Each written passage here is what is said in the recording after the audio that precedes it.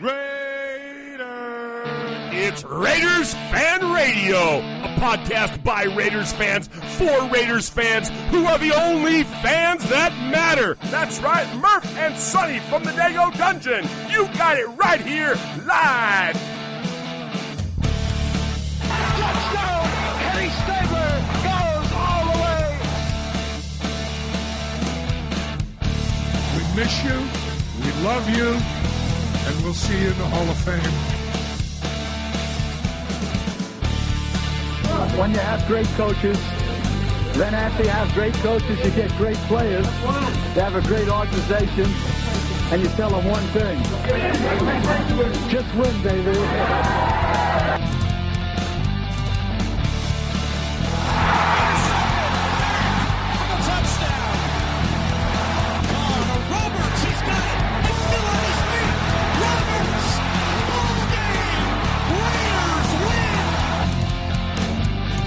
Well, I love this team. I think this team can win.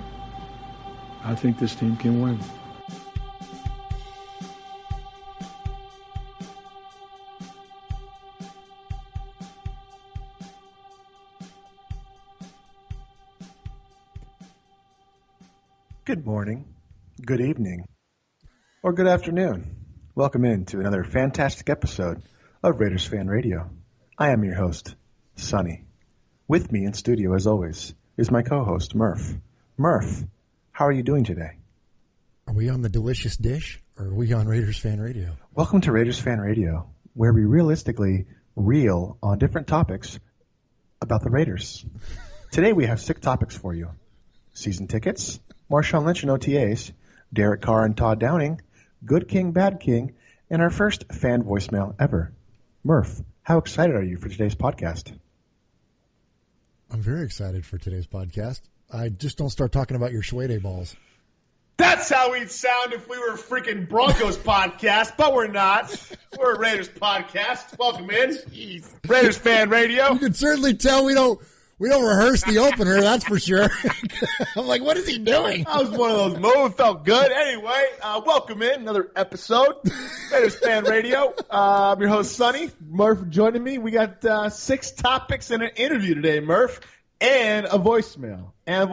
6 topics, an interview, plus a voicemail. Uncle Mosh, tell everybody where they can find us.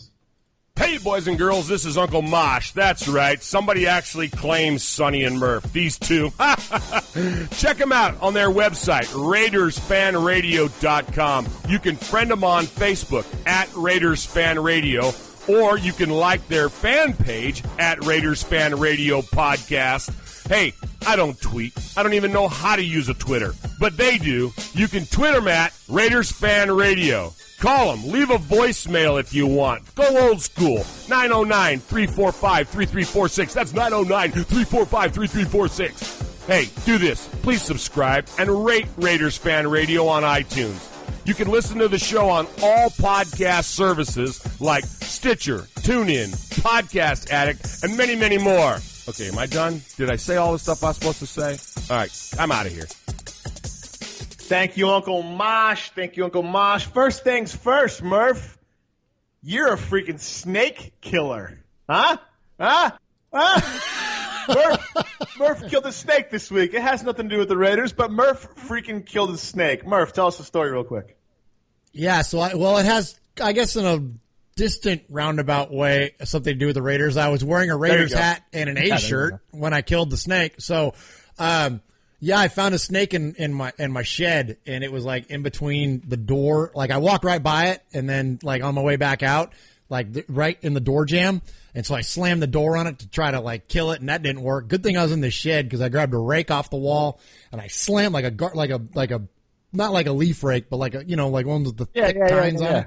And I slammed it down the snake and pinned the snake to the deck. And then I was looking around and I'm holding the snake at bay because I thought it might have been poisonous. And I didn't want it to get away, but I didn't want it to get me though either because it was kind of coiling up and like mouth open, like poised, ready to strike. So I had the snake at a distance, and I'm looking around for something to kill it with. And so I had a hatchet that was hanging on the wall in the shed, but it was about 8 inches out of reach, and I couldn't go back into the shed any further because then I would have risked knocking the snake off the tine as I pulled it back across the little quite door the jam scene, thing man. in Quite the the shed. scene. Oh my gosh. I was sweating and shaking like crazy. And so then on the back side of the door, I had a saw hanging there. So I grabbed the saw with my left hand, then switched the rake and the saw to my right hand because there was where my hatchet was behind me, knocked it off the wall, and I did that successfully, but then the hatchet bounced and fell away from me. So I couldn't reach the hatchet. So I'm looking back on the wall for something else that would decapitate a damn snake. And the only thing that I had left was this log splitting axe. So I was able to knock it off the wall, and it thankfully bounced towards me. I grabbed it out of the air and then lopped the sucker's head off, and then, took pictures and informed the neighbors. It was quite the scene. Well, Murph, we're glad you're with us. I wouldn't want to do this show by myself. So, well, I appreciate your concern, and I got to tell you though, Sonny, at the end of the day, it wasn't a deadly snake. This wasn't a cobra, two-step, boa constrictor, rattlesnake combination? No, although when you're a foot away from it and it's got its mouth open and it's reared back, poising to strike, you would certainly think that it could have been the scariest, most deadliest snake on the planet, but it wasn't. It was a gray rat snake is what they're called. It's about 4 feet long, about 1.5 inches, like as far as thickness goes, probably, 4 inches all the way around it. So afterwards, after I looked it up and kind of and heard back from people and what it was, I told my wife, I said, I kind of feel like a chump now that here I was shaking and freaking out like animal. And, and she said, her response was, well, it's still a snake. You still killed a snake. So I'm going to be proud of that, Sonny, I've rid the planet of one less snake. And then, it's funny. And so then I had like snake on the brain, right? And then here we go back to the Oakland Raiders. I got on Twitter and somebody showed a picture of Stabler driving a speedboat, and he must have hit like a killer wake or something because his speedboat is like. Did you see that? And it's like 4 feet in the air, and he's like all just like he's yoked up with his arms, but he's got that Stabler belly rocking in the and I'm like, that's our quarterback. I'm like, I freaking love Snake, love Stabler. So, anyways, there you go. Killed a snake, saw a picture of a snake, and Snake-tastic day. Snake-tastic day. Snake-tastic day. Thanks for asking. Anyway, glad you're with us. Glad you didn't die from the snake there and stuff. So let's get moving on here. All right. So we doing an interview this week with Jim Zbach from Erie, Pennsylvania. He goes by Erie Raider, and he's the president of the Great Lakes Raiders Booster Club. They're just starting to kind of get their legs under them and starting to do some good stuff. So we will play that interview for you right now.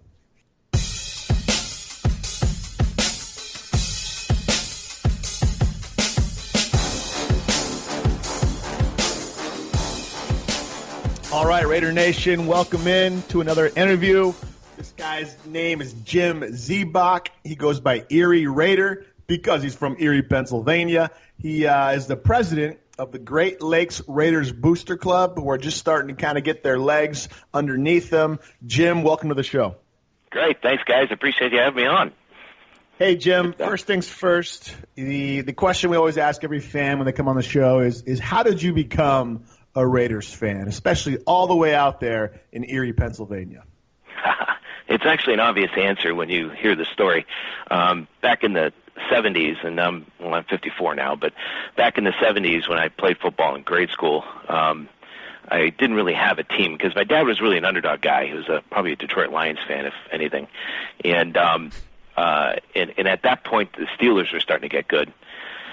So you suddenly had all kinds of bandwagon fans jumping aboard the Steelers deal, but Dad didn't like them because they were just one of these dominant teams, and he was an underdog guy. So as I was starting to pay attention to these things, I happened to realize that there was a very famous Raider that was from Erie, Pennsylvania, who played on the team and played the same position I did. His name was Fred Biletnikoff. I'm sure you've heard of him. Oh, yeah. I think I've heard of him. He became a Super Bowl MVP the year that, or right around the time that I started liking those guys. And to be honest with you, I mean, who was more fun in the 70s to watch at that time? And when you're picking football teams and you're looking at this stuff, it was just nobody more colorful in terms of their personalities and ultimately turned out to be so dominant in the 70s as the Raiders were. So I ended up liking the team with the guy from Erie on it and stuck with him ever since. So it's been a long time. long time. So. What was that like to be alive during that rivalry? Because that was, I mean, when you look at even just sports rivalries altogether, the Steelers and the Raiders in the 70s was quite the rivalry, right? What was that like to be in that area when all that was going on, rooting for the enemy, so to say? Yeah, you know, when you were young like that, you didn't hear a whole lot about it. It wasn't until I got older that you kind of enter into those big debates with other fans from the area. So, for me, it was just a situation where I just wanted the Raiders to beat the hell out of them every time they played them. So it was interesting too. I was told there was an interesting fact here that from 73 to 83, the peak years of the rivalry, they played 9 times, and the Raiders won 7 out of those 9.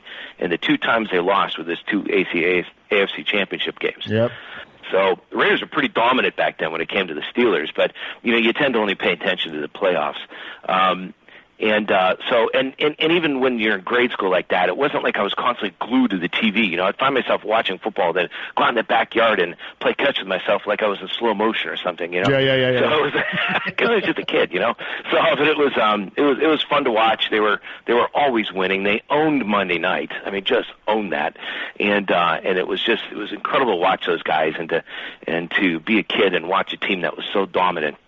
And then ultimately start see them winning Super Bowls, and I was locked in from that point on. So I just remember the brutality of the game back then, and I just loved seeing Steelers getting crushed. So it was fun watching that stuff. So Jim, very different game. I'm 37, born in '79, kind of at the tail end of that era, so to say, of the Raiders Steelers. Yeah. But I grew up, I was the only kid and. By the time I was 4, I could name the starting lineup of the Raiders due to my father's love affair for the Raiders and stuff, So I knew all about Blitnikoff and Branch and Stabler and Hendricks, but I never even watched them play it down on TV. Yeah. But I always knew that I hated the Steelers because my dad hated the Steelers. Right. Do you think, is that still to this day when you look at the Raiders rivals, do you still consider the Steelers a rival? Because it really hasn't been in the last few years, but what are your thoughts about that still? Yeah, well, let me tell you what I call the Steelers when I bring up their name. I call them the effing Steelers. That should really explain a lot.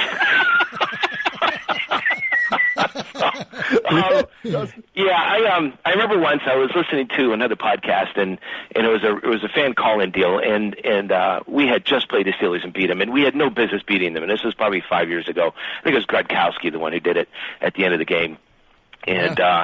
They had called, and I called into the podcast and introduced myself, and I literally screamed on this thing, "We beat the Steelers!" And then I hung up, and that was the end of it. I was just like, "Oh my God, I can't believe we beat them!"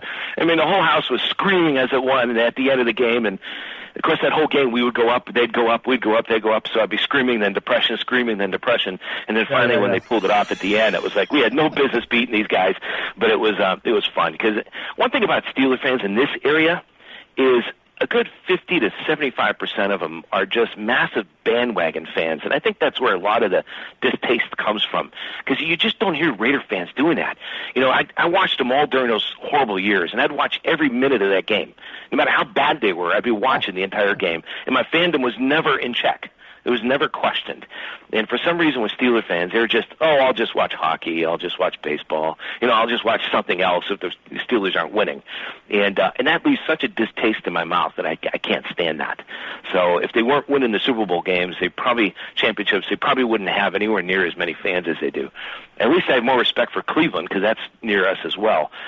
Actually, I have respect in terms of their loyalty, but I think that they're just enabling to be so bad by being a fan of theirs, which is bad. And then Buffalo, I don't know why anybody likes Buffalo. I can't understand that. So, and to be honest with you, I think we have more Raider fans here than Buffalo Bills fans, which is interesting. So, and I have, my booster club, I try to keep it as regional as possible. I don't look for people outside of this region to be a part of it, even though a lot of people like it and find us, because I do really well with keeping people up to speed on news. But it's probably, even a part of my group, I probably have 530 people that are following from this region, that are Raider fans. And those are the ones I know about. So your booster club, let's talk about that real quick. So it's Great Lakes Raiders Booster Club. It's not a lot of booster clubs are maybe centralized for the town, but yours is kind of more for the area, so to say, right?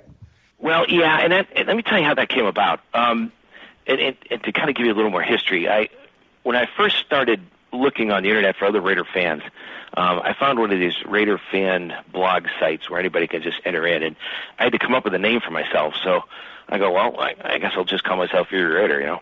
So I signed up as that, and then I started identifying myself as that everywhere. And then I go, there's got to be other Raider fans around here. So I remember going to, in 2010, the first game I went to Oakland for, or as I call it, my trip to Mecca. Yep. I showed up in a hotel. I was on business there in San Francisco, and they kept me over till Saturday. And I hear to find out that's the season opener, you know, in Oakland. And and that's when I happened to stay at the hotel, same hotel as the Raider Mecca group, who have an event, the first home game of the year. They have this massive 3-day event. You know, you get tours of the headquarters and, you know, special game price tickets and all these kinds of things, which is really, really cool. And I happened to stay at the same hotel as they did. Nice. But walking into the lobby, never being around Raider fans, all these Raider fans are walking everywhere with jerseys. I was freaking out in the lobby. So here I am ripping my shirt off and putting my jersey on, you know, going, the lobby. It was kind of sad, but it was really fun. So that was pretty cool. So anyway, so I came back, and this is, like I said, 2010. I came back, and within a year or two, I started that. I figured I'm going to make a Facebook page and then start to look for other Raider fans.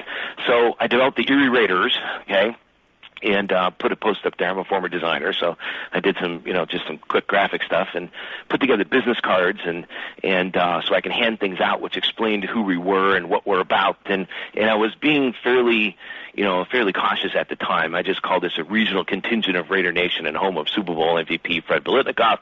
We're a loose affiliation of diehard Raider fans in this region, you know. Yeah. So I just kept it there because I just wanted to get us united. You know, if I could just start that process, and I kept finding people, and it was kind of funny because I would stalk people at times. It was a little scary. That's what social media does. That's what social media does. Yeah, I know.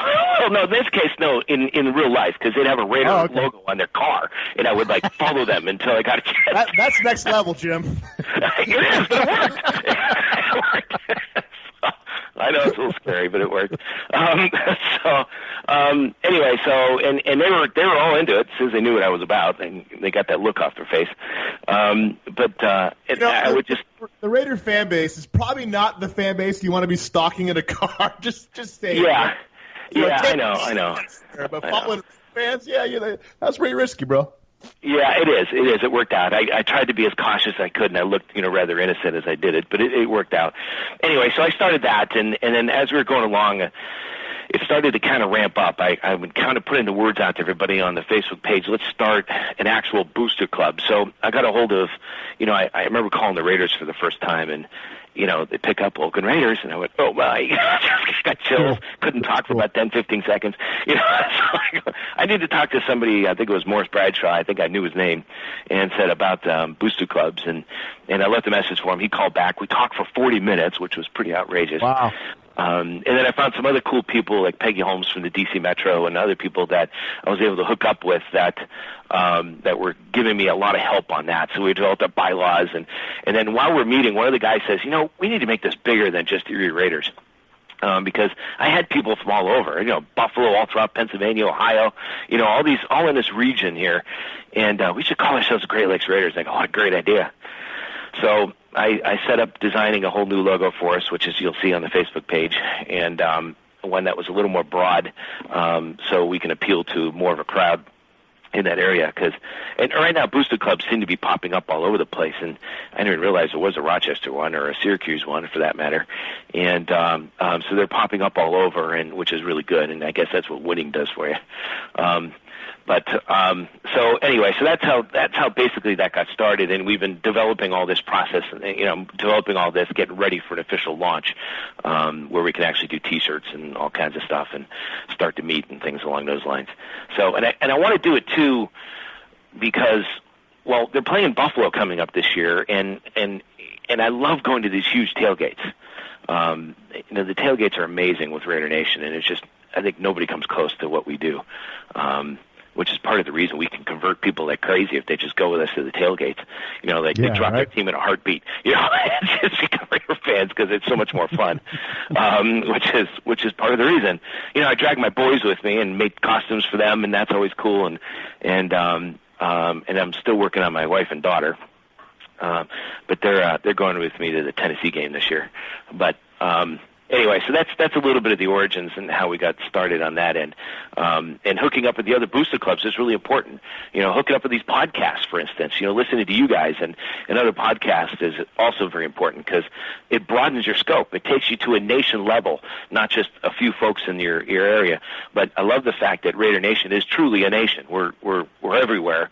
You know, and it's nice having that kind of connection and relationship for those who are not in Oakland,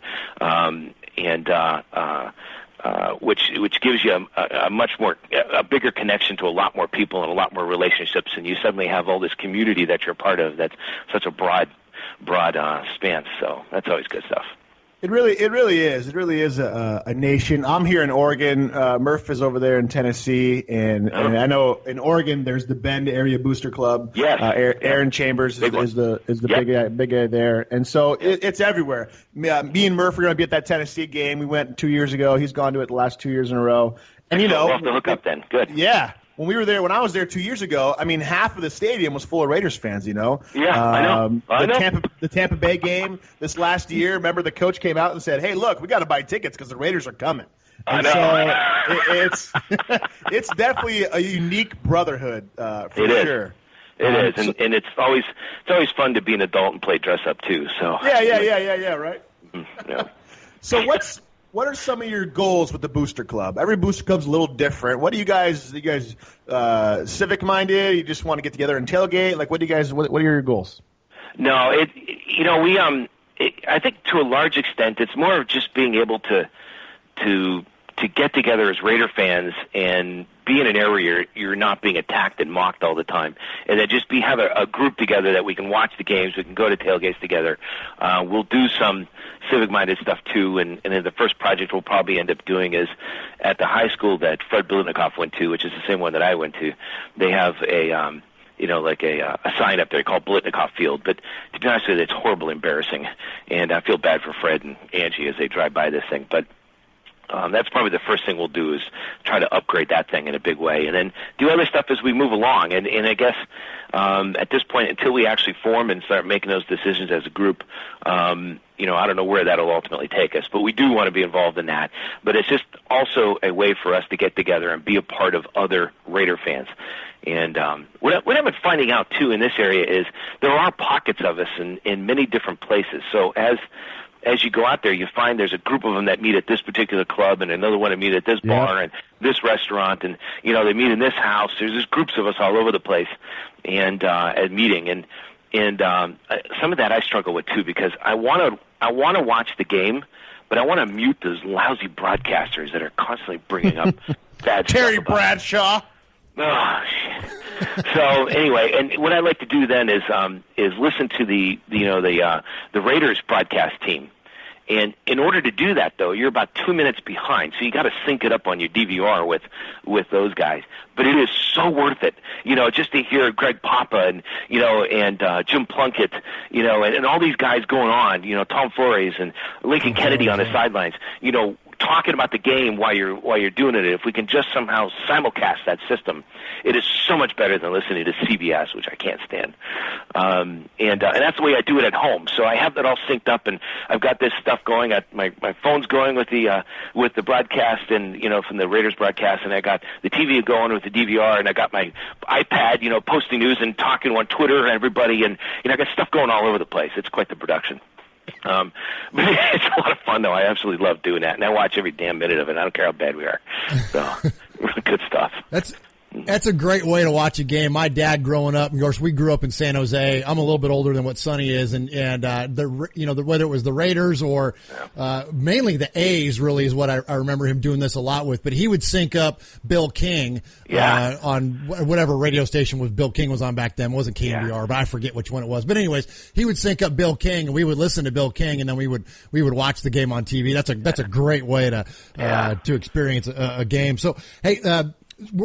Raider Nation, we're on with Jim Zbach. I hope I'm pronouncing that correct. You're the founder and president of the Great Lakes Raiders Booster Club, and I just saw your logo, by the way. That's a fantastic logo with, you like that? With Fred Bolitnikoff. Freddie, baby. Yeah, that looks Gotta great. love it. Yep. That looks great. Cool. Thanks. I want to ask you about living in Erie, and you mentioned earlier you're pretty darn centrally located, if not perfectly centrally located, to Buffalo, Pittsburgh, Cleveland. Then you got Detroit just across the lake, which is probably, what, a 4 or 5 hour drive. So exactly. How is it? So I got two questions for you. One is that, what's the fandom like? You mentioned there's a lot of Raiders, but I'm curious, in a place that's that centrally located, what football fans are like in general. And then also with that, how often are you able to get to these games, being that you got 4 NFL cities that are within a pretty short distance from you? Yeah, each fan base differs. Cleveland is constantly depressed and slightly angry. And I have a whole family full of Cleveland fans, and then my oldest brother's a Pittsburgh fan. And like I said, my dad wasn't diehard, so we kind of all landed at different places. Pittsburgh is the dominant one up here. And again, a lot of bandwagon people. And for some reason in Erie, Pittsburgh fans, a lot of them are just jerks. You know, I can tell when they walk up to me, because, oh, you make some wise ass comment, and I'll say, you a Pittsburgh fan? And they go, yeah, and I can tell. You know, Cleveland fans, you know, they're not, and they kind of relate to us to a certain extent, because they're very blue collar, like Oakland is. Buffalo, you rarely find anybody. There's just, I don't know what it is with that, and we're in their TV market too, and we're stuck with it, which sucks, but that's the way it is. Now, going to the stadiums is different. Going by my experience with fans in this region did not translate to the stadiums. The Cleveland stadiums, they're kind of somewhere in the middle. They're a little ignorant, but generally okay. Buffalo, they were just awful. I don't know who else could be worse than these guys, but they're just awful. And I would take my family, young kids in tow, and these guys would be slobbering and using language and yelling, and it was just awful. I don't understand that. And then Pittsburgh, surprisingly, was a great experience. So they were very friendly and very welcoming, and it was shocking, to be honest with you. We had a great time up there, a massive tailgate, and it was a great time. We just went there recently, so it just depends on when they come. And of course, everybody I talk to, it's a Raider fan saying, you've got 2 years to get to the Mecca, okay? 2 years, all right, to see what it's like to be in the Oakland Coliseum. Because you get off that BART, or you pull up to that stadium and you get out and look at it, you almost want to go to tears. I mean, you're a fan of that long. You know, you look at this thing going, oh, my God, chills everywhere. You know, there's this site you've been looking at for 40, 50 years, you know, and being a part of that audience is just absurd. It is so cool. So, but they, you know, anyway, so that's kind of a split out. You have probably half the people around here are Pittsburgh fans, and, you know, we're in hostile territory, so you got to deal with that. Probably another 25% is Cleveland, and then who knows after that. But we're probably, you know, we're bigger than Buffalo in terms of the amount of fans that are around here, and we wear it proudly too. So you see a lot of Oakland stuff around there, and I get a lot of comments from Raider fans as I wear all my black and silver. So when you go to these games, do you dress up? And by the way, my Uncle Murf used to call Pittsburgh Pissburgh. He said that was the team that was named after he said they were named after a frozen block of urine. Yeah, exactly. You know, old school Raider fan. It's funny what Sonny was mentioning earlier. Our dads and uncles and everything, like, their most hated team was Pittsburgh and Kansas City. Like, they weren't, they didn't like the Broncos, and they didn't like the Chargers and all that stuff, but for them, it was Pittsburgh and Kansas City, and it kind of stopped and ended there. But, so when you go to these games, when you go to Pittsburgh, are you dressing up for the games? Are you dressed up no matter what, or do you just sometimes go, or is that always a thing for you? Yeah, we dress up. And to be honest with you, you go to these tailgates, and, you know, the last one I was at was actually Baltimore, but we went to that, and we were at a 3-hour tailgate that had 500-some people at it, and for 2.5 to 3 hours, we were getting nothing but getting pictures taken of us. So we barely had a chance to eat. We were interrupted 5 times while we were eating. I literally had 1 bottle of water at a tailgate because we were getting so many pictures taken of us, and it's just it's a lot of fun. It really is. So you're posing for all this stuff, and people are all just like, oh my God, especially people who have never seen a Raider fan before, you know, and they totally love it. Even the other team's fans will do that. They'll jump in on it, and especially old Raider fans that have never been to a game before and they're afraid to wear their stuff and go into an opponent's. That only lasts once, because when they see everybody else dressing up, they're wearing clothes the next time, so they'll be standing out. What I find is I love wearing the costume. I love building the stuff and showing your spirit, and it attracts other Raider fans. It makes it more friendly to other Raider fans and more welcoming. And if you're respectful, which I am, I don't get up screaming at people and do dumb things at stadiums, because I respect the fact that I'm at some other team's facilities. I'm attracting even them to us, that they're like, even though you guys are huge and around and massive presence, you're not so bad to have around. It's not the 70s. It's, if you ever hear the history of the Black Hole, which I did recently on somewhere else, it was very interesting, because those guys would terrorize people. And that's where we got our reputation from. It's changed. And we're not our daddy's Raiders anymore. I mean, you go from Ken Stabler to Derek Carr. I mean, that's like night and day. Right. Okay? Yes. So, just to give you that contrast. So it's a very different environment. We might look incredibly mean, and when we were in Oakland, my wife was scared to death of the Raider fans, and we're Raider fans. And she met them, and they're like, "Oh, hi, ma'am," and they were real friendly. She's like, "Wow, I didn't expect that." So, which is pretty cool. So it's very different now than it used to be.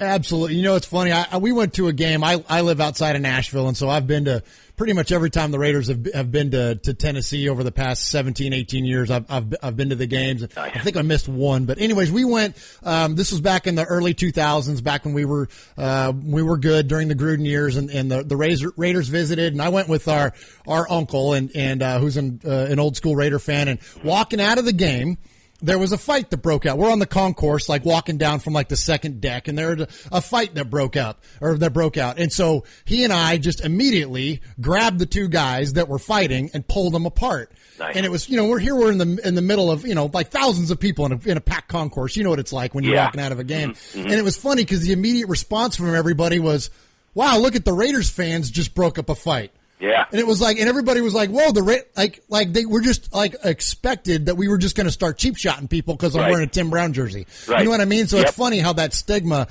carries through. But Jim, one last question that I had for you is that your passion for the Raiders is evident, and thanks again for joining us here on the show. It's been great talking to you.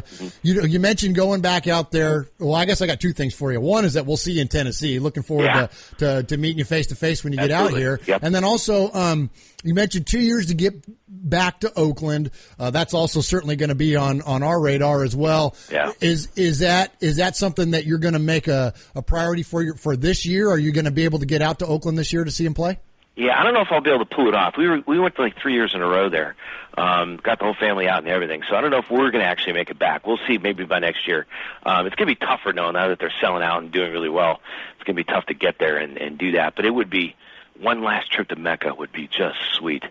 So I think if I'm going to do that, it's going to have to be next year, especially now that I've already committed to a couple of games here in the region. So that would be my answer to that. Mm-hmm. Who wins a championship first, the Pittsburgh Steelers or the Erie Illusion? Erie Illusion.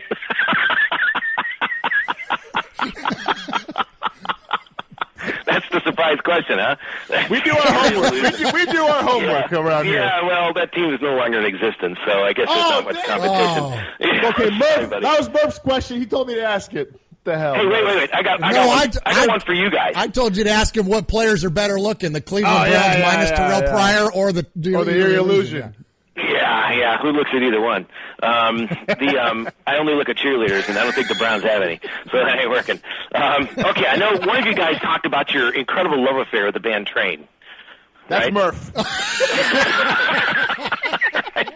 The lead singer, by the way, Pat Monahan, is from Erie. Yeah. Well, there you go. How come he's repping the Raiders and now the Warriors last night singing the national anthem? Well, he doesn't live here anymore. A Warrior hat. Yeah, he doesn't live here anymore, and that's fine. I'm okay with that. I don't blame him. Okay. Okay. And by the way, I find myself a lot when I listen to your podcast yelling at you guys. Talking about training from the local music. No, we're not. We sing some Erie. Just kind of funny. I don't know. I listened to one of your podcasts, and you're talking about the last Raider who ran a kickoff return in. And you guys are going back and forth trying to remember who it was, and you're probably searching and all this kind of stuff. And I'm yelling at your podcast on my phone. So I'm yelling at it, going, I think it's Jacoby Ford. It's Jacoby Ford. It's Jacoby Ford. You came up with a different name ultimately. So thankfully you didn't hear me. I was wrong, but I thought it was Jacoby Ford. I don't know if your podcast. You guys get me yelling all the time. Well, that's awesome. We appreciate you listening. And man, that would have been. I'm surprised we didn't come up with that because he and I both love Jacoby Ford. We're number 12, and we thought when the Raiders drafted him that he would be the kind of guy that could add some add some pop back into our return game. Sure enough, he didn't. So maybe I have to believe can. That was probably due to the condition of our practice facilities. All these guys hurting their ankles, just not able to perform after that. It's just you have the McFadden issues and so on and so forth. But sad.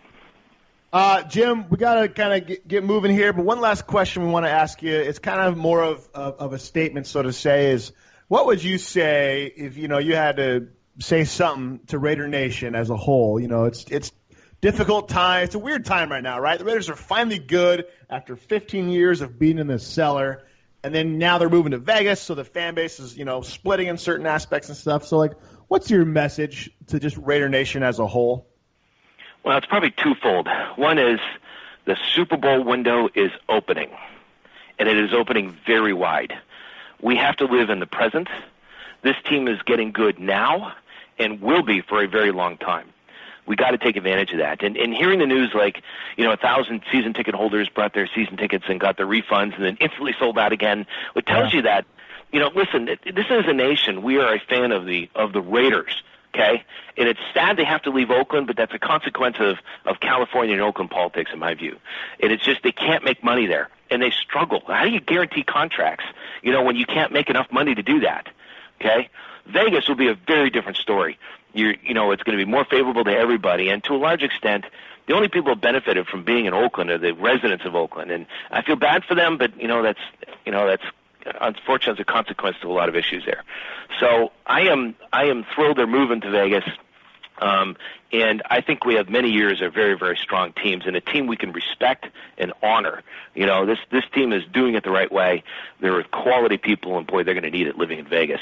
But they're quality people up there. They're extremely good at what they do. We have tremendous leadership all the way across the boards. And I am thrilled with where this team is going. And boy, after 15 years of hell we've just lived through, it's a wonderful thing that we're dealing with. So Raider Nation, we're in for a great run. And I am thrilled for this stuff. So, and it's easy to be a fan right now, but you got to stick through it no matter where they're at. We lose one of our top guys in the first part of the year. I'm still watching. Okay, every minute, I'm there. Yep. No matter what. Mm-hmm. No matter what. Again, we're talking with Jim Zbach, Erie Raider, Great Lakes Raiders Booster Club up there in Erie, Pennsylvania. Jim, appreciate having you on the show. I feel like you're the type of guy we could talk for hours about the Raiders, and we probably will in the Tennessee game. I know Scott's going out there. There's quite a few people going out there, so we're going to start putting that together here in the next coming months. And looking forward to meeting you. And go Raiders, my friend. Appreciate it. Yeah, thanks for having us. Thanks for having me on, man. It's been a lot of fun.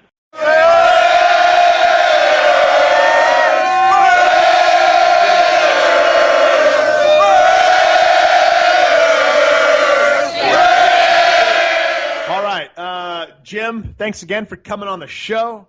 Jim kind of felt like the guy you could sit and talk to for several hours, and it would be entertaining. You could tell the evidence of his passion for the Raiders was in the way he spoke about the Raiders and growing up in Pennsylvania. I thought it was a really interesting perspective, Murph. I don't know if you did or not, but growing up around the Steelers, and growing up during that rivalry time and stuff like that, even as a kid, still had that hatred for the Steelers, and a lot of old school Raiders fans, still have that hatred to this day of the Pittsburgh Steelers there. Anyway, so I thought it was really informative, really, really good. What do you thought? What were your thoughts on the interview, Murph? Yeah, I loved his perspective, and to touch on that a little bit further, like our Uncle Mosh, who was featured, quite a bit here on the show. That's the team that he hates more than anybody is the Steelers, and like the Cowboys, they're up there. Either one of them are up there, but yeah, the Steelers because of the Raiders, and that's it's such an old school rivalry. And I thought it was interesting that Jim he touched on it, that the Raiders really kind of owned the Steelers except in the playoffs. And if it wasn't for the 70s Steelers, the freaking Raiders of the 70s are most likely the greatest team in the history of football. Like, we're not talking about the Niners in the 80s. We're not talking about the Cowboys in the 90s. We're not talking about the Patriots of the 2000s. It would have been the Raiders. And it's funny that they won a Super Bowl in that. But if not for the non-fumble, they probably beat those Dallas Cowboys to win back-to-back let me spit it out. Probably win back-to-back championships. And if not for the Steelers, it's altogether possible the Raiders could have went to like 5 straight Super Bowls back then. Like, it's just bananas how dominant the Raiders were. But they just don't have the hardware to show for it from back then. So anyway, it was cool to talk to a fan, coming off of that kind of perspective. And man, his passion for the Raiders is on display, isn't it? Like, that was great. I love people talking to people like him. Fire me up as a Raider fan. Yeah, it was cool. I thoroughly enjoyed it, and I thought he was very entertaining and stuff. And Murph, we're starting to build a little army for the Tennessee game. We got Scotty Winter going out there, Zbach going out there, and a couple other guys going out there. So we're gonna have to put something together for a meetup or something like that, or find out where the meetup is happening and post up out there. So again, appreciate Jim Zbach, Erie Raider, on Facebook. Just type in Jim Zbach, Zbach, and also for the Booster Club, they have a fan page as well, the Great Lakes Raiders Booster Club. And good stuff. Appreciate you coming on, Jim. All right, moving on. We got 6 different topics we want to touch on. We don't want to touch about anything. That'd be creepy. Raiders season tickets sold out after being refunded. Marshawn and the OTAs. Derek Carr had an interview along with Todd Downing this week. And we have a new segment on the show, Murph. Maybe this is going to be a segment. Maybe not. Good King, Bad King. Good King, Bad King. And Murph, we got a voicemail. We got a voicemail from a listener. Appreciate you calling in. I believe the number is, 909-345-DEGO? Is that still the number? Yeah, so you can call into the show. We're going to start featuring voicemails. So if you'd like to reach us here at Raiders Fan Radio, call our hotline at 909-345-3346. As Uncle Mosh says, that's 909-345-3346. Leave us a message. Leave us your hot take. How's that for a cliche word nowadays? Just let us know. Let us know what your thoughts are about the Raiders. Let us know your thoughts about whatever, anything you want to know about the show in particular, or our beloved Oakland Raiders as a whole. But we're definitely going to start featuring some of our listener feedback. So we have our first one this week. Now, unfortunately, this listener started talking before the recording started when he called. It's Google Voices who does these recordings for us, and unfortunately, so we didn't get his name. But shout out to our first listener that called in to our voicemail hotline, and we're going to play that for you right now. Calling out the L.A. area, California, Go Raider Nation. You know what I'm saying? I can't wait for the season to start. We should have a good season. Got a new running back, Marshawn Lynch. Got old boy out of Ohio State. You know what I'm saying? It's going down, baby. Raider Nation.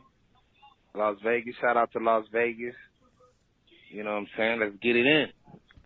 Go. So there we go. There's our first listener feedback voicemail to somebody in the L.A. area. So it's whoever you are out there. We have whoever you are of the thousands of listeners. Shoe in my house here. This golden shoe. Thank you. Yeah, out of the thousands of folks that we have that listen to us down in the L.A. market area, we appreciate you. And if you're listening now, then thanks for calling in. And we encourage you all reach out to us and give us a call. So let's talk about what he said. So to me, I pull away from it is that Marshawn Lynch, right? Like, he's excited about getting Marshawn in, as I think a lot of Raider Nation is. And, it's going to hopefully bring a lot of success to us on the field, and certainly brings a presence to the team off the field as well. Here's the one thing you can say about the Raiders right now.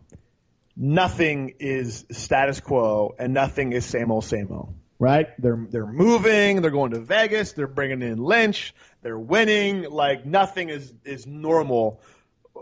So, there's always something going on with the Raiders right now. And if you're a fan of change, then become a Raiders fan because there's always something happening, something moving forward. So it's a good time to be a Raiders fan. I think he touched on it. We're going to Vegas, Marshawn Lynch, we're winning. Now's a good time to be a Raiders fan. It's fun stuff. So appreciate you calling in, whoever you are out there, listening to our show with your earbuds. Hey, just one time, I need it. Raiders Fan Radio.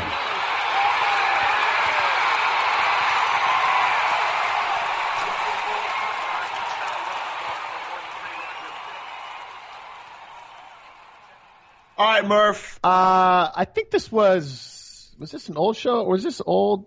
No, I guess it was just this week, wasn't it? Where the season tickets and stuff, ended up selling out. Where they refund tickets and then everybody ended up buying them, right? Isn't that how it worked, or what happened there? Well, the story to me is that they sold out. Like, I mean, as far as the tickets, right? They refunded. They refunded the tickets and then immediately.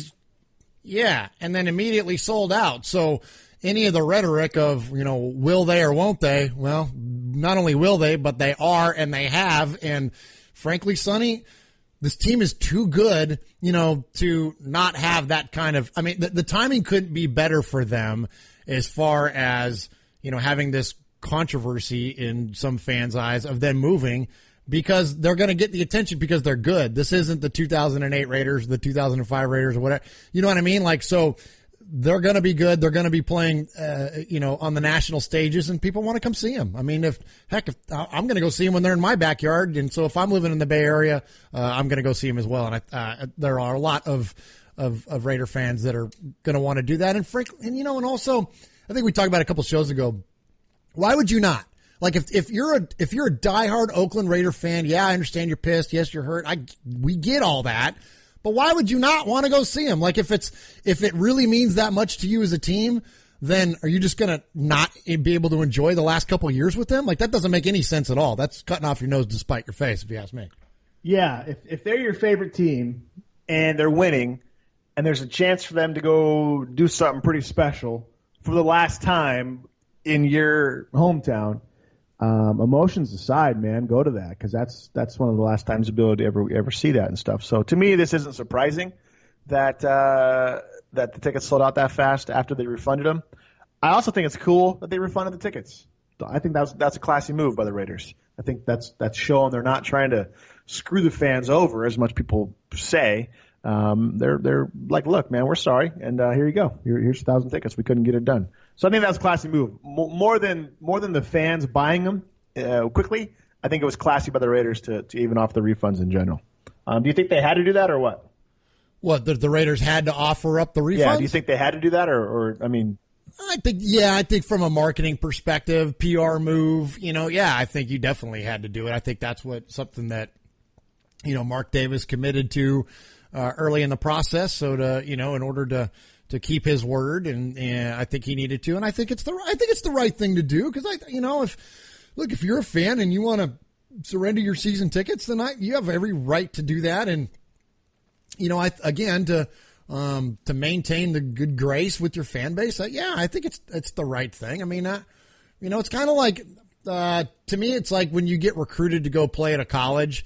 And then your coach leaves, after the first year and goes on. It's like, then you got these kids that get recruited to come play at these schools and then they get left, right? Because they may have gone to have played for that coach. And so, Mark Davis recruited these season ticket holders, not directly, but you know what I'm saying. The Raiders have these people that come and commit to the season tickets, and then all of a sudden things change. So, did they have any legal obligation or anything like that? No, not at all. But I think it's the right thing to do. I think it's fair. Yeah, I think it's good. Last week, Murph, we talked about a certain player not participating in the OTAs, but this week, it's a little bit of a different story. Hey, boys and girls, this is Uncle Mosh. That's right. Somebody actually claims Sonny and Murf. These two. Check them out on their website, RaidersFanRadio.com. You can friend them on Facebook @RaidersFanRadio. Or you can like their fan page @RaidersFanRadio Podcast. Hey, I don't tweet. I don't even know how to use a Twitter. But they do. You can tweet them @RaidersFanRadio. Call them. Leave a voicemail if you want. Go old school. 909-345-3346. That's 909-345-3346. Hey, do this. Please subscribe and rate Raiders Fan Radio on iTunes. You can listen to the show on all podcast services like Stitcher, TuneIn, Podcast Addict, and many, many more. Okay, am I done? Did I say all the stuff I was supposed to say? All right, I'm out of here. So, Marshawn Lynch is actually participating in OTAs this week. Still limited in what he's doing. Still not doing everything that the entire team is doing. But he wore his helmet. He's doing some run-specific work. He's doing some of the install stuff, and he's doing individual drills as well. Joining the first team huddle quite a bit, but watched a lot of the plays from the distance. The Raiders are continuing to ease him back into action after a year off of football, but they are stating that his work ethic is second to none, and he's there every single day. So to me, that's kind of cool. Is that even though he's not fully participating in the OTAs, but he's still there. He's still soaking it up, and he's still part of the team. And Murph, isn't that the most important thing? Almost more important than his participation in the OTAs is that he's there building that cohesive unit with the team, building the camaraderie, and kind of starting to build those friendships with the guys, right? Yeah, I think absolutely. That's the biggest point to be taken away from this is Alex Flanagan on NFL Network when she did her live report from Raiders OTAs this week. Her statement was he seems immersed, and that's something that, frankly, you didn't hear a lot about from Marshawn when he was a Seahawk, to the fact that he never participated in OTAs at all as a Seahawk. So the fact that he's with the team, it's being reported that he's immersed in what the team is doing, I think that says a lot. And to go also back to something that we talked about a couple weeks ago with the pictures from OTAs that came out the first time, and then now, and how great they were and how much fun it looked like the team was having and everything else that we discussed on it. More of that evidence is up this week as well. You see pictures of him yucking it up with Derek Carr. I mean, they're having a good time. Marshawn is having a good time. And now he's a full participant in OTAs, which is, again, uncharacteristic for him in his career. So I think that's very, very encouraging. I'm excited as heck about the prospect. We know a lot of Raider Nation is, and there's, what does all the evidence tell us is that this is going to be a great fit, and he's working to make it a great fit. Do you think – well, let me back up. So when we brought Woodson back, Woodson kind of gave the Raiders that veteran leadership on a young squad that was desperately needed. And anytime a team is going to make a deep run in the playoffs and potentially go to the Super Bowl, you have to have a depth of leadership there and a sense of, been there, done that, which is why I think the Patriots continue to dominate when they do get in the postseason often, is because they've been there. How many times have Brady and Belichick been down in the playoffs? How many times they've been down in the Super Bowl? That's why they don't choke in the Super Bowl when they're down by 25 points, right?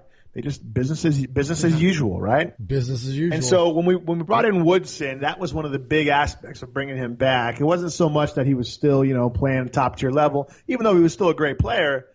It was more, I thought, for the leadership he was going to bring to the locker room. And I see this Lynch signing as that as well. I used to think it was really strictly all about appeasing the fans because they're moving, bring back the hometown hero. And I still think that plays a part of it.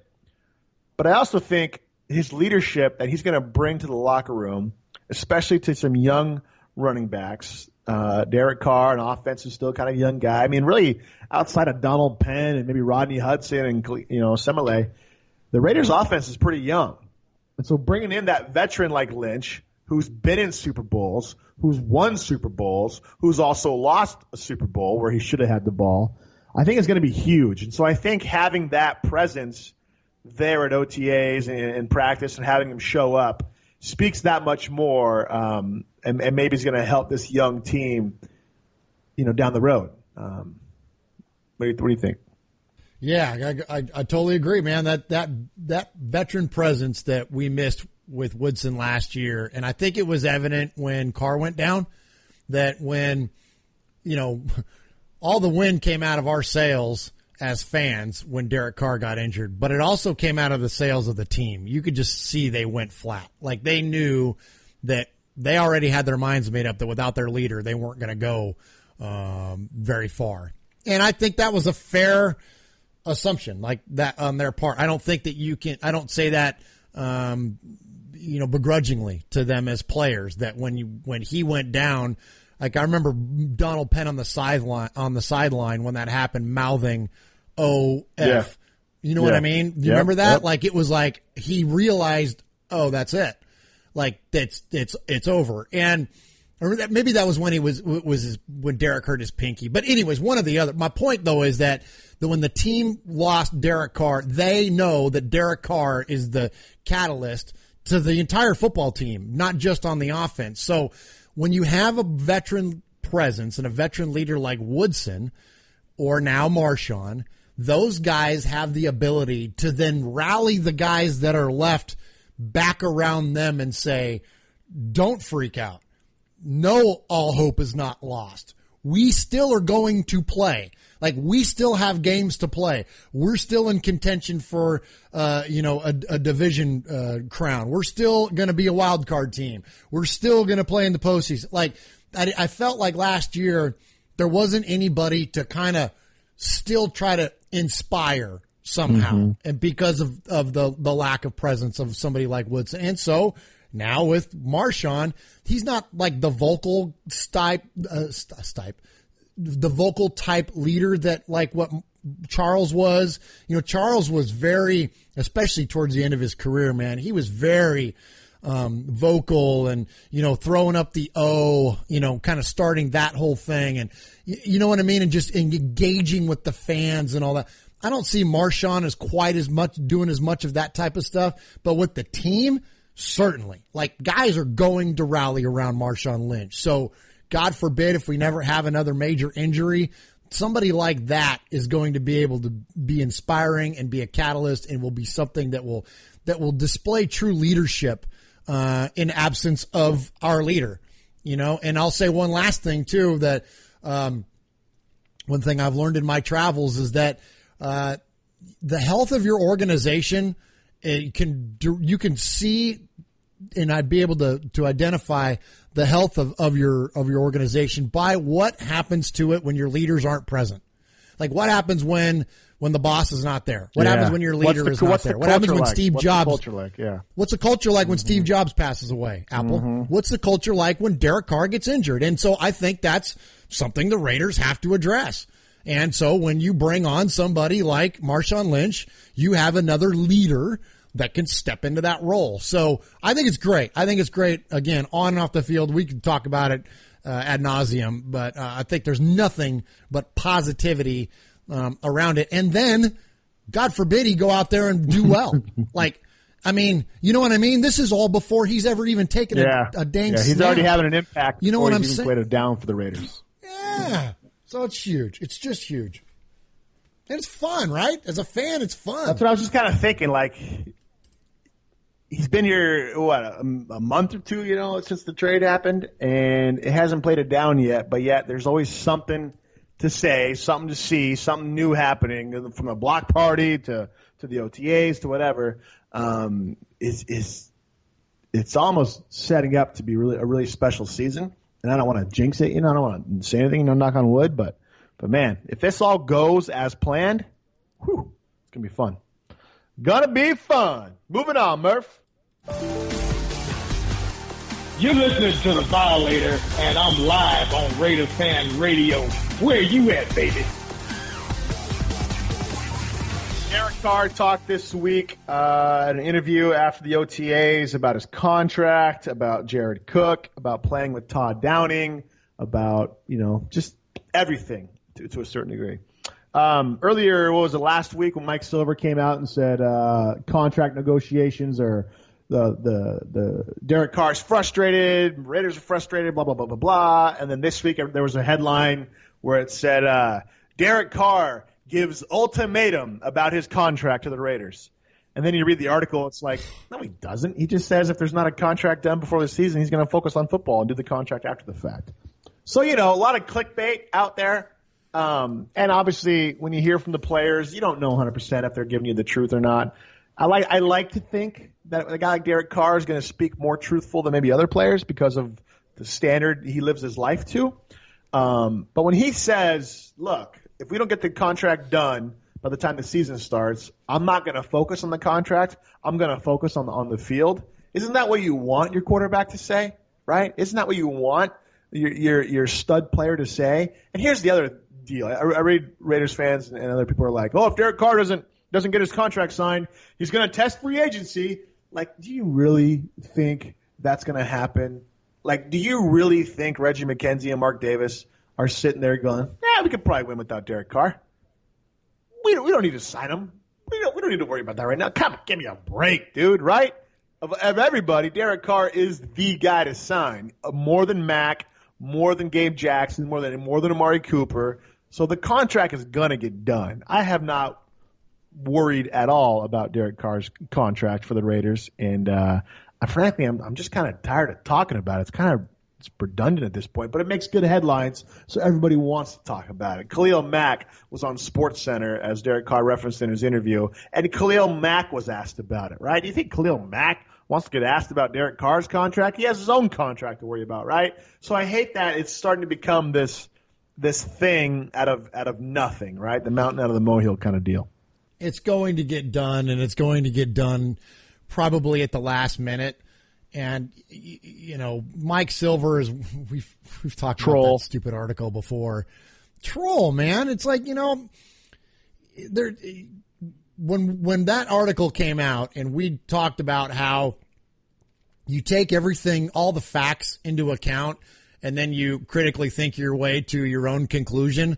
And we determined that based on Derek Carr's character, what Reggie McKenzie's saying, what Jack Del Rio says, the health of the organization, what the needs are of an NFL football team, yada, yada, yada, yada, yada, that at the end of the day, yes, Derek Carr's contract is going to get done. It's going to be very fair based on his accomplishments to thus far in the league, and is going to put him as one of the, top, 7 or 8 paid quarterbacks in the NFL. Like that's what's going to happen. So anything that's not leading to that is, use lack of a better term, fake news. Like that. Yeah. There's no store or no news, I should say. Derek Carr himself, who is an honorable man of Christ, says, I don't want to play anywhere else. Now, what evidence has Derek Carr given you based on his anything he's ever done that tells you he's lying? What's the reality of this? Let's think about in the reality of this. He doesn't want to play for anybody else. He grew up a Raider fan. Why would you think that he's not? The number one most important thing for an NFL team is to have a franchise quarterback. Why would the Raiders not pay him?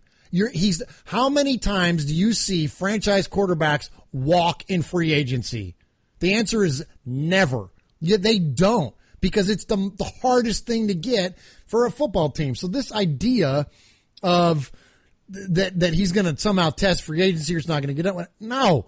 Now, does it bugs. You notice, here's something else. You notice in his press conference, he didn't say it bugs the heck out of me that I don't have a contract. No. He said it bugs the heck out of me that I get asked about it, that other people get asked about it, that other people like Khalil Mack have to address this. That's what bugs the heck out of him.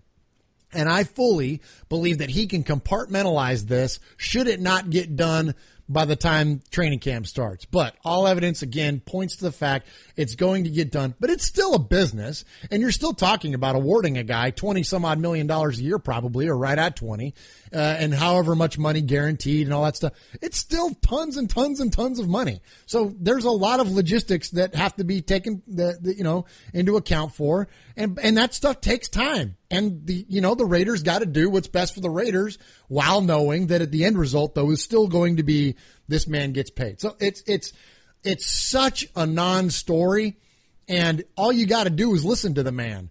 You just got to listen to him. Listen to what Derek Carr says. That's all. Look, that's all I need to know. I'll take him at face value. I trust he's telling the truth. Now, 6 months from now, Raider fan, you can Facebook us, tweet us, and let us know what idiots we are. But as of right now, come on. What evidence is there that he's not speaking 100% absolute truth? I'm not concerned in the least bit. I like that during the interview he talked about making throws to certain receivers' positions of their hands, right? Certain aspects, right? Certain passing windows, so to say. So on a back shoulder throw, he wants to make that back shoulder throw not 99 out of 100 times, Murph, but 100 out of 100 times, right? I love his tenacity to perfectionism, right? In the interview, it was like, yeah, we did some good things, some things well, but we didn't do other things well and stuff like that. It's unacceptable, I think he said. The first 3 days were hitting on all cylinders, and then getting back into Memorial Day weekend, they weren't. And so I like that he's always wanting to move forward. He's never content. He's never like, I had a good season last year, this, that, and the other. He always is driven to move forward. And I think that's why he's made a jump every single year in the NFL. Last year was the most significant jump. It's because he has great work ethic. And it's going to be interesting to see how he comes back from the injury. If he's going to be a little gun shy, we don't really know. Time will tell.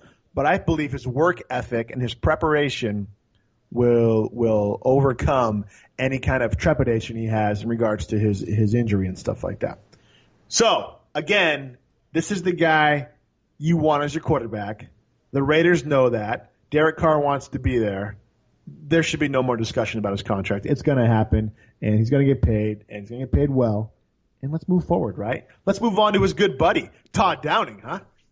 After reviewing the play, the quarterback's arm was going forward. It is an incomplete pass. I think the tuck rule is a crock, personally. Okay. January 19th. 2002. Never forget. Wow, now I'm all depressed, Murph. Why you gotta? I like the cut, I like the hit, but gosh, man, that's sad now, man. What the heck? I know. We need to save that one to the end of the show. Why you gotta play that over? No. Okay, now let's talk about Todd Downing. Did you get his interview this week? Mother effer! Why you gotta? I gotta regroup. Hey, we'll call that cleansing the palate. Yeah, never forget. Easy. Todd Downing gave an interview to this week. And had some cool things to say. The thing that I like most about what Todd Downing said doesn't have nothing to do with X's and O's. It has to do with his relationship with Derek Carr. And I think this is the type of coach Todd Downing is. He's a player's coach, so to say. He cares about the relationship between the people he's coaching. And, him and Carr went out golfing. And Carr and Todd Downing in the interview this week mentioned how, they spend time together outside of the Raiders, and they can talk about whatever, faith, baseball, families, all that kind of jazz. And he's still a young guy, and so I think based on their relationship, and this may be a weird jump, I believe based on that closeness and that close knittedness between the two, that's going to have an impact on the offense. And I believe that because if you are connected with your boss, you know what your boss's vision is, or maybe your immediate supervisor, you are able to do your job well and maybe better than the people who are disconnected from your immediate supervisor. If you think about whatever it is you work in life, if you are connected with your supervisor and know what he's thinking, you can perform your job better. You know what I'm saying? At my work, me and my supervisor have a great relationship, talk to him, every morning, and then go out and do my stuff. I know what he's thinking. I know what he wants. I know what his expectations are. So I'm able to meet them easily. If we ever have issues, which, we've had issues in the past, we're able to work it out because we're friends, not so much just coworkers. And so I think with Carr and Downing, I don't anticipate any friction. Obviously, stuff comes up during the games. You have disagreements, whatever. But due to that relationship, that's going to bond them. And that's going to create a more healthy and cohesive offensive unit, I believe, Murph.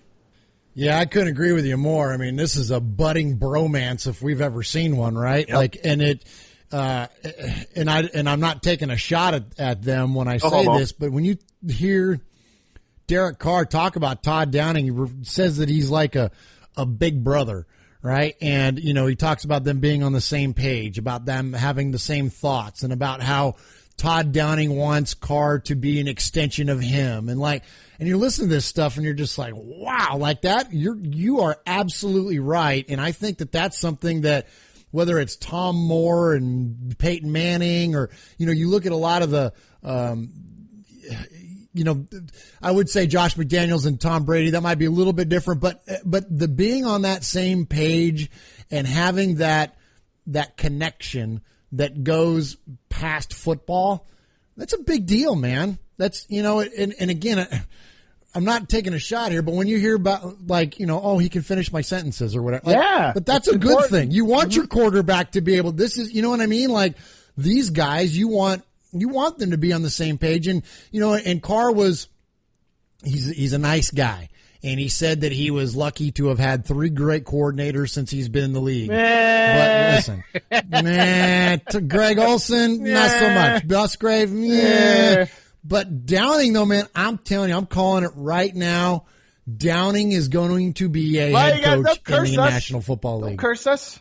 I'm telling you, dude, he's got the makings of a guy that's going to, if he finds the success that we think he's going to find, with the quality of this football team and what this offense is going to be able to do this year.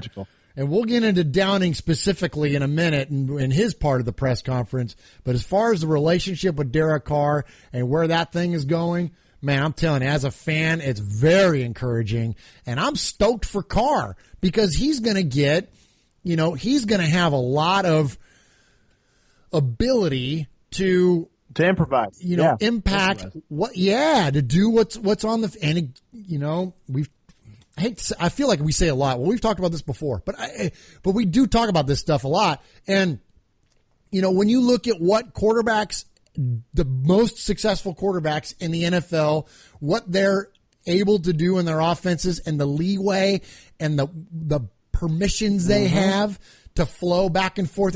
Peyton, Tom, Big Ben. You look at the guys that win championships. They have the faith and the support of their coordinators to go out there, go on the field, make their reads, make changes, and then go for it. Heck, Brett Favre. I mean, you know what I mean? Like, there's so many that the greats, the Super Bowl winning quarterbacks, that's what they're able to do. And that's what Carr's going to be able to do in this offense. And with this relationship that he's got with Downing, it's a good thing. He's not going to be working against the grain here. I mean, this is awesome. And I believe that comes from trust, right? You don't have the freedom to make play calls on your own unless you have trust with your offensive coordinator and with your coaches and stuff like that. And so I believe that this is going to create that much more trust, and it's just going to blossom into something that's going to be really fun to watch moving forward. Todd Downing, in regards to Jared Cook, what did he say? He goes, that's an impressive human being or something like that, I think is what he referred to Jared Cook as. Todd Downing seems like he's pretty happy. When you read between the lines, when you watch his facial expressions and stuff, as he's talking about the Raiders offense, this guy has to be kind of a kid in a candy shop, right? If you're an offensive coordinator, if your job is to come up with plays and to use the personnel around you, and you have a superior, maybe the best offensive line in the football league, the National Football League, you have one of the premier young quarterbacks, you have a experienced and stud running back, but you also have guys who can do a change of pace at running back. You have an emerging top 10 wide receiver in the league. You have a veteran Crabtree, and you have a speedster in Cordell Patterson. I mean, if you're an offensive coordinator, Murph, you got to be licking your chops, right? You got to be thinking, what can't I do? Like what can't the Raiders do on offense? They could go any direction they want with the personnel they have, and they could do anything they want to do. Really, the sky is the limit when it comes to this offense. They want to go heavy sets, bring in Oswale and bring in Lee Smith, right? You want to spread them? We got the receivers to do that as well. Like Todd Downing has to be excited. And I like what he said about Musgrave. He didn't bash Musgrave. He kept it professional. He just said, look, we're just going to do some tweaks. We're not throwing out everything. We're just going to tweak some stuff and keep moving forward. So I got to think Todd Downing is one happy dude taking over this offense coordinator position. He is, and I think that there's one of the things that you mentioned that I think is really important and I think has gone, frankly, overlooked in a lot of this transition is that they're not redoing the playbook. They're not changing up the verbiage. They're not changing up a lot. I mean, I'm sure there are some things, but the core of the offense isn't going to change, and that's really important because it slows down not only your quarterback but any other players that you have coming into the offense because they have to completely relearn their system, and that to me tells a couple of things. And here's one of the reasons that I think that it's going to work so well is that so often in the NFL, you have coordinators or even head coaches. It's mainly coordinators because they're the ones that are putting together the game plans, unless you're a Belichick or maybe Andy Reid and some of these other guys. For the most part, though, it's your coordinators. They come in and they have their system, right? They have their scheme. They have their thing, whatever that is. And then they try to take the players that they have and wedge them into what they want to do. And it's always been my coaching philosophy. And listen, I coach youth baseball and football, and that's like tell us your in-depth knowledge there, Murf a check. Yeah. I'm not coached any high levels, but I do have learned this. You take what you're given, you take your talent, and you find out what your players are good at, and then you enable them to their own successes by building something that works for what they're able to do. And something that coordinators do so much is they try to fit players into a box that player is not built for. That player is not, talents aren't suited for. Vince Young, a la Jeff Fisher. You're not a pocket passer. Don't make me be a pocket passer when that's not what I do well. Let me be me. Let Randall Cunningham be Randall Cunningham. Like Randall Cunningham won games when he was being Randall Cunningham. When he was trying to be, whoever else, drop back, 3, 5, 7 step drop backs and throw, he wasn't as effective. So when you have a coordinator like Downing who's willing to come in and say, all right, here's what I have. I don't need to reinvent all this stuff. All I need to do is take what's existing. I'm taking the players and I'm taking the offense and we're going to tweak it. That's where I think that they're going to be able not only be successful, but it's going to speed it up. It's going to accelerate this process. And the reason I think of all this, what I just said, is that he said there was a phrase that he used in his press conference that I thought was really key. And he said, I have no pride in authorship. He doesn't. That's huge. This doesn't have to be. Huge. That's huge. And he was speaking in reference to, he wanted to get input from the players. And, again, what do good leaders do? You talk to your people. You talk to your constituents. You, as a coach, you talk to your players. What do you do well, Derek Carr? What do you do well, Cordero Patterson? What do you do well, Kalichi Osemele? How can I enable you to be to your own success? He's going to take their input, and that's what he's going to use to help develop this offense. And that is monstrous because in the world of the NFL, where these guys have these massive inflated egos, that to have somebody that's willing to just put their stuff, to not have the pride in authorship, you author it, I'll enable it. Like, dude, I'm getting chills right now. Like, you just don't hear that in the NFL. I think it's just major for us to have a guy like that. And that's why I think he's going to rocket to success here as a coordinator in the league. So let me ask you this, Murph. I'm not superstitious. I'm a little stitious. So I'm going to treat this delicately here. If the Raiders don't win the Super Bowl this year, are you disappointed? I mean, realistically, now we don't ever get on here and say that we're going to give you, obviously we're going to give you our opinion, but we have fun with it, right? I expect the Raiders to win every game ever for the history of time, right? We say these things, but obviously they're going to lose games. But from a realistic perspective this time, Murph, I mean, if the Raiders don't get to the AFC Championship game, is that a disappointment? I mean, you look at the offensive line, you look at the addition of Marshawn Lynch, you look at the defense. I mean, and maybe the defense is still the question mark. Maybe after 2 or 3 weeks, we'll be able to make this determination a little easier. But I got to think, and obviously in the offseason, everybody's going to win the Super Bowl, right? Everybody's high on their team. But with what happened last year, with the trajectory of what we started doing towards the end of the year, with how the defense started coming together, with the addition of the Paganos of the world and Marshawn Lynch's of the world and Todd Downing being promoted up, with all the changes that have happened, with the bringing on of the OBs and the Conleys and the players we just picked up and some of the guys we got in free agency as well, with Patterson, I mean, you got to start thinking and talking like, man, if the Raiders don't get the AFC Championship, at least this is not a successful year. The Super Bowl window, as Jim pointed out earlier in the interview, it's open.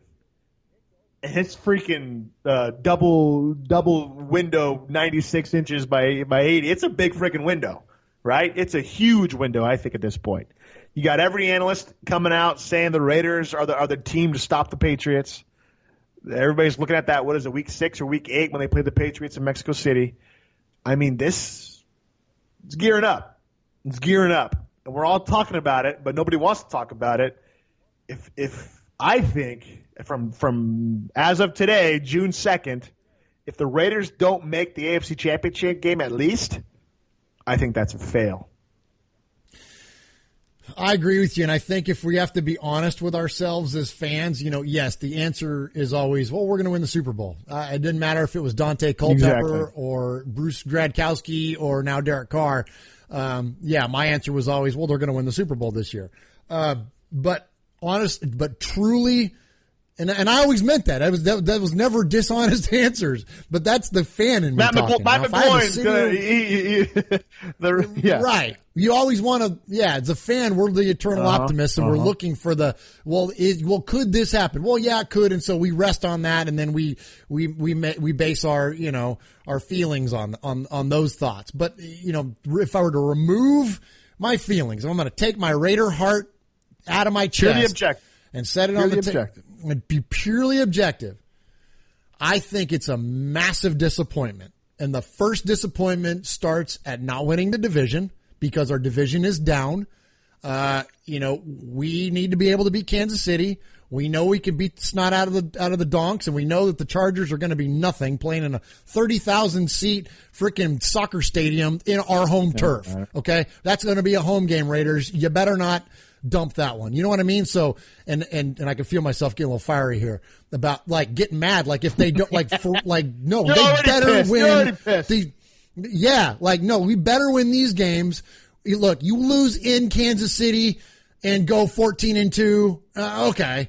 And lose the Patriots in Mexico City. All right. Okay, I get it. That's fine. But that's about it. So we better win the damn division. And if we don't make the AFC Championship, I think it's injuries and everything else aside. Let's remove that from the table. Say we're all healthy. A healthy Raiders team. Yeah, I think it's a major disappointment.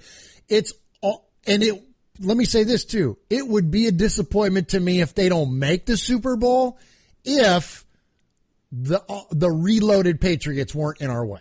And I think that while that's poetry, the idea of us being able to take out the Patriots, especially if we do it in Foxborough and all that, that is one of the best stories. And not only as a Raider fan, but I think as an NFL fan, that's one of the ultimate dang redemption stories that you can see. I mean, that's amazing television right there waiting to happen. So, but if they lose to the Patriots, you're talking about losing to, let's just be honest here again, the greatest quarterback of all time. And it's not Joe. Hey, listen, man. This ain't Tom Brady radio. This ain't Tom Brady radio. Keep the Raiders. You know what I'm saying, though, man. If we're thinking objectively, it's a tall order to beat the Patriots. I agree. It's a tall order. Okay? So, look. So, if that's the team, the greatest head coach and arguably the greatest quarterback of all time, if that's the team that we lose to, it doesn't make it okay. It doesn't make it hurt any less. But there's a little piece of you that goes, all right, well, okay. Like, if that's the team we're going to lose to, then all right. Like the Raiders of the 70s. Okay, well, you lost to the 4-time winning Super Bowl champion, team that won the Super Bowl 4 times in 6 years. That's who you lost to. So it's not like you're dang rolling over against the freaking Colts or the Browns or something here, okay? So it's like you're talking about losing to one of the all-time greatest in the history of this sport. So it's a little bit more palatable when things like that happen. But aside from now let me say this. If it's not the Patriots in the AFC Championship, that's a disappointment. And we lose an AFC Championship to the damn Steelers, that's a freaking disappointment. If the Ravens knock us off or whoever else, oh my God, yes, the remote's going at the TV because we need to make the Super Bowl this year. And you know what else too, Sonny? If we can make the dang Super Bowl, there ain't anybody in the NFC we can't beat. No. You know what I'm saying? So, yes, that's a great question. I think that, and something, frankly, we don't do enough of is thinking about this objectively. But truly, if you think about it, this year, we're freaking loaded, man.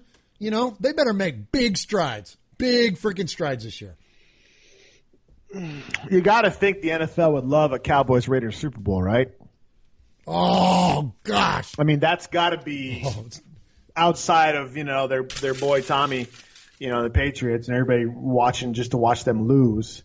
You got to think Raiders-Cowboys is the premier matchup. Now, unfortunately, I think taking away a little bit of that, they play this year. They play in Oakland.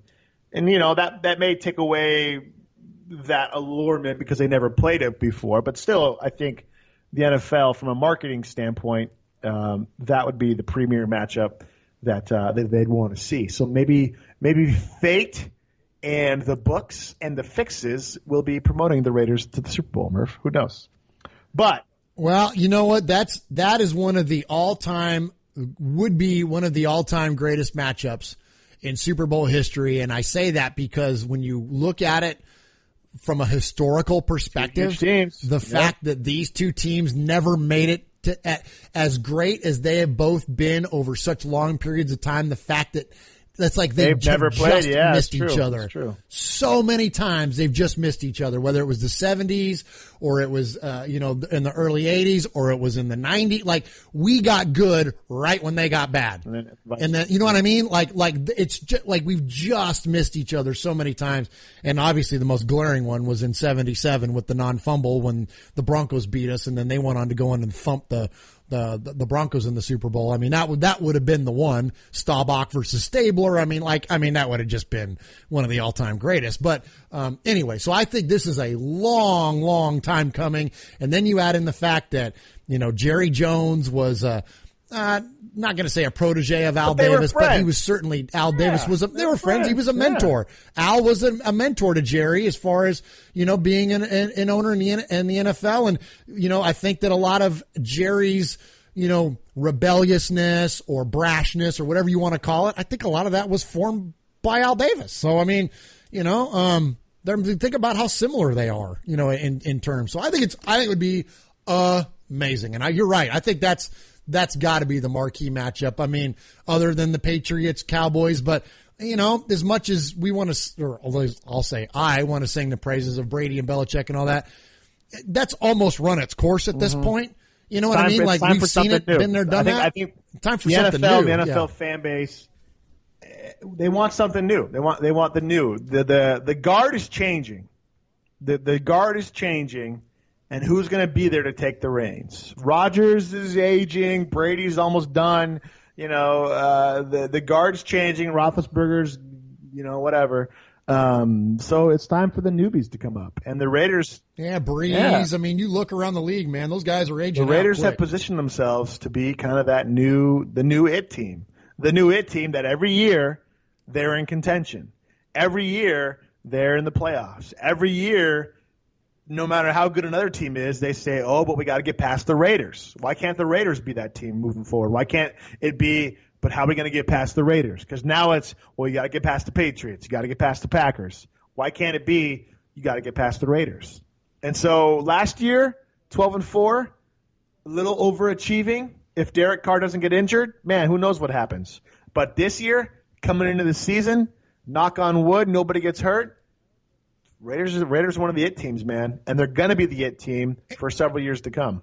And do you think, Sonny, how is it going to make you feel as far as, and I know, look, W's are W's. It doesn't matter if you win by 1 or you win by 20. But as a fan watching this, do you feel like we need to be, taking fools out by the first half, third quarter kind of stuff? Because, I mean, look at last year, there was so many games that were won at the last second, that were won in overtime, you know what I mean? There were so many late victories. Do you feel like we need to just come out and be swinging? Like we need to be winning games by, 7+ points? Does that change how you feel about the way the season goes too? Or are you cool with more of these, squeaking out victory kind of things? Subjectively, emotionally, yeah, I want to beat everybody 56-0. But objectively, I don't give a crap how you get it, just as long as you get the W. And I think that's the message any NFL coach preaches to the choir, is that just get the W. Do you think the Patriots care that they were down 25 points and didn't smoke the Falcons in the Super Bowl? No. All that matters is they won the game and got the ring. So yes, I'd love to see my team. I'd love to see Derek Carr throw for 400 yards and blow everybody out and be sitting every fourth quarter. But in reality, no. All that matters is the W. That is it. In sports, all that matters is if you win. Does anybody care if the Cavaliers were down 3-1 in the series last year? No. In fact, it makes for a greater story that they were down 3-1 and came back, right? Should we have blown out Carolina? No, maybe, who knows? But it makes for a great story that Derek Carr got hurt and came back. Should we have blown out the Saints? Who knows? But it makes for a great story that we beat them on a 2-point conversion. Should we have blown out Tampa Bay? Who knows? But it makes for a great story that it went to overtime and now it's the Dread Pirate game. And so, you know what I'm saying? Like, who cares, man? Get the W. If you want to make it exciting, great. And it seemed like every freaking game last year the Raiders gave us a heart attack on, right? So whatever you do, you do. But just get that W, and that's the most important thing to me. Anyway. All right, Murph. Good king, bad king. You're listening to Raiders Fan Radio with Sonny and Murf, a podcast by Raiders fans for Raiders fans.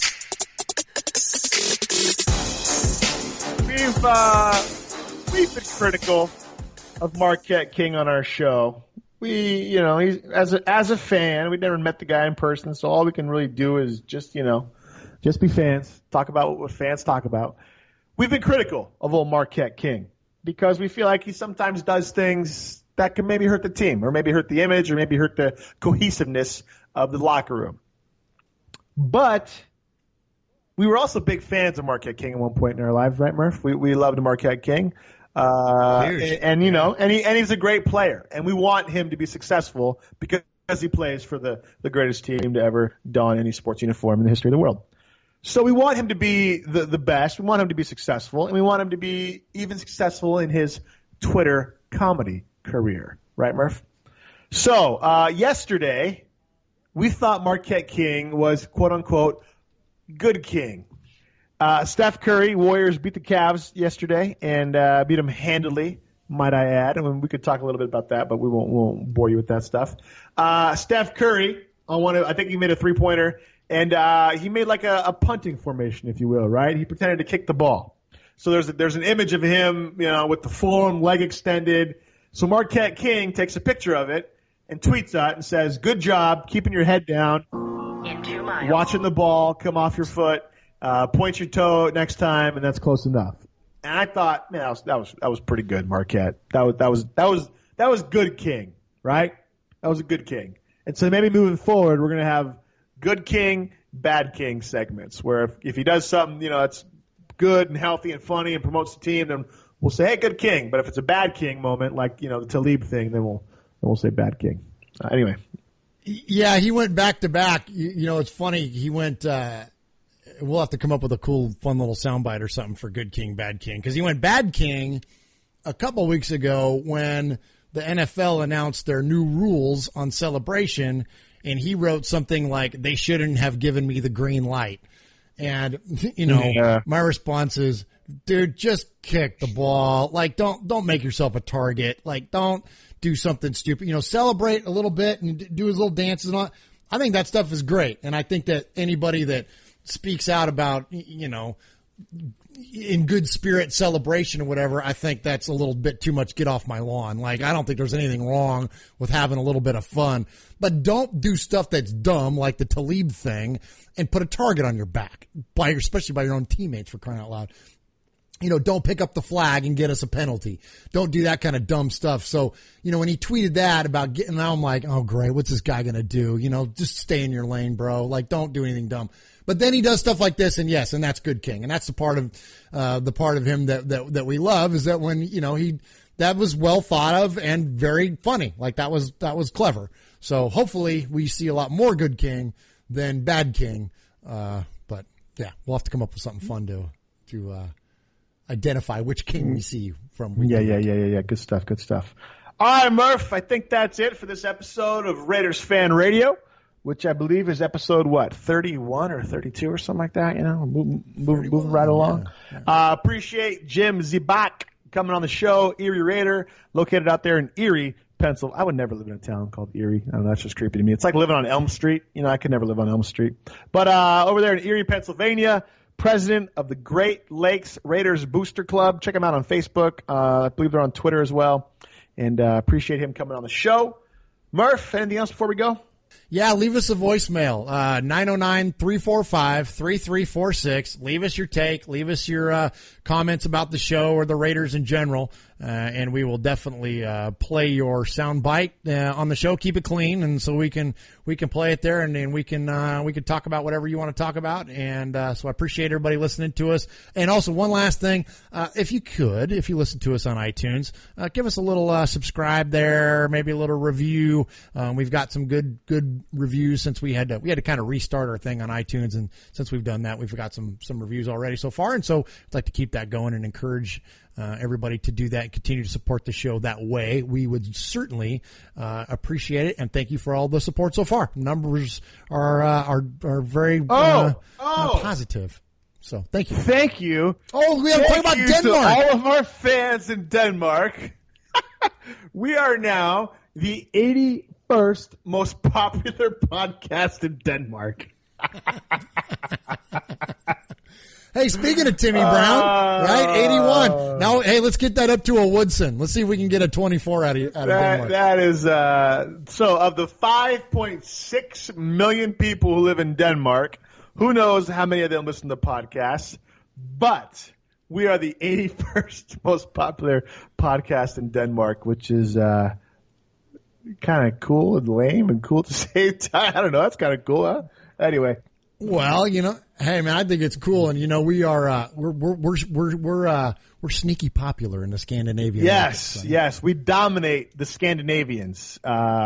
We dominate their ears. So Denmark, pass the podcast along.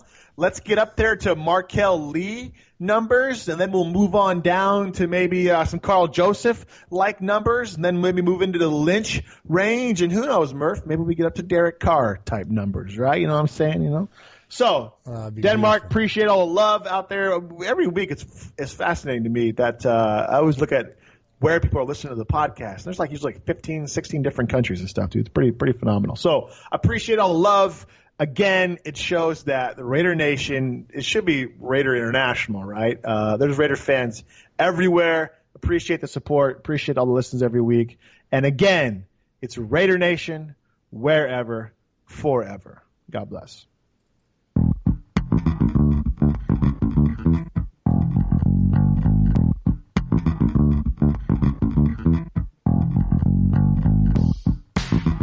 Too bad you guys screwed that tuck rule up. That one doesn't count. That play's over with. Come on now. You never get over that. That'll be ever. I'm scarred forever. That'll be on his headstone.